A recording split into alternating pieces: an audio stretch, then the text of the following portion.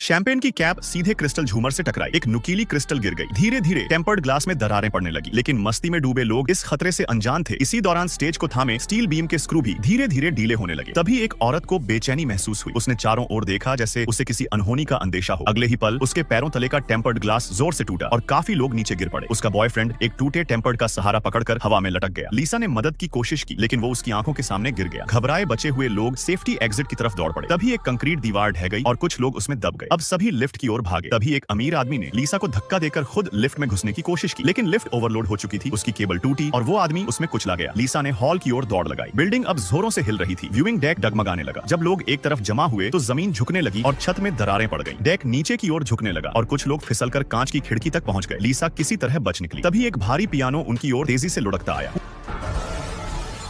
पूरी इमारत अब गिरने की कगार पर थी और स्टेज आधा लटक चुका था। लीसा मलबे से बचती बचाती दौड़ी। तभी उसे बक्से में एक छोटा लड़का जिंदा मिला। भागने का कोई रास्ता नहीं बचा था। इमारत कभी भी गिर सकती थी। लीसा ने झट से बच्चे को उठाया और नीचे छलांग लगा दी। अगले ही पल स्टेज भी टूटकर नीचे गिर गया। किस्मत से उसकी अंगूठी दो स्टील रॉड्स के बीच फंस गई, जिससे दोनों कुछ पल हवा में लटके रहे, लेकिन जोर से खींचने पर उसकी उंगली कट गई और दोनों नीचे जा गिरे। एक नुकीली छड़ शरीर में घुस गई और लीसा की नींद खुल गई।